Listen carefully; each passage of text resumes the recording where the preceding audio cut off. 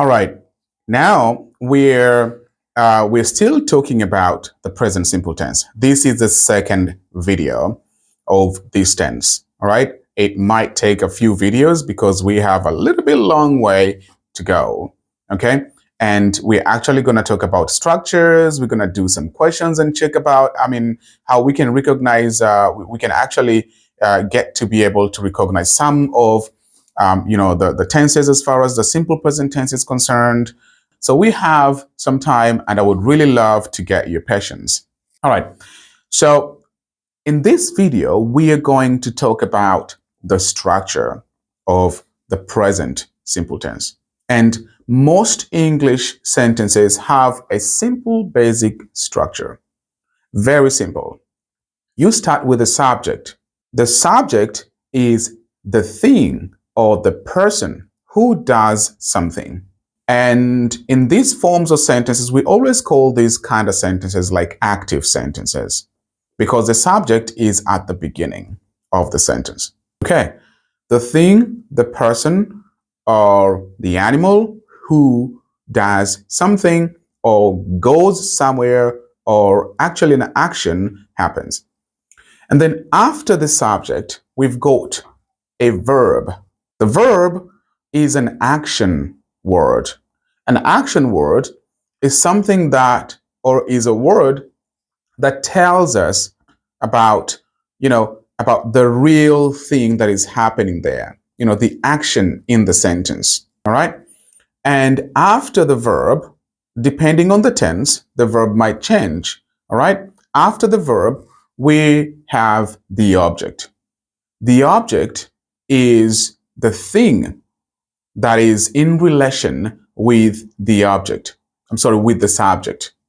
All right. So let me say, for example, if I say, I go home. So I is me, the person. Go is the verb. Home is my object. All right. So the relationship between home and I, okay, is actually me going home. It's actually shown by the verb in between the subject and the object. So I go home. All right. So when it comes to the simple present tense, we have a rule. And the subjects are, for example, when you've got I, when you've got you at the beginning for a subject, when you've got we and they, then the verb in the middle or the action verb or the action word does not change. It remains the way it is. So I work. You go. We do.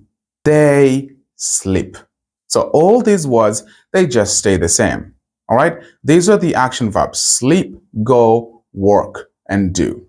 All right. And we can put an object afterwards.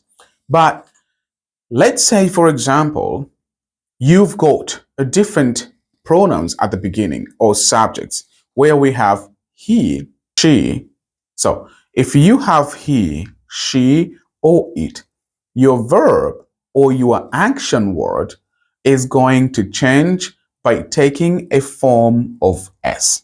Now, the form of S could come in the form of S itself, ES, or it could come in the form of IES, depending on the ending of that particular action verb or depending on the ending of the verb.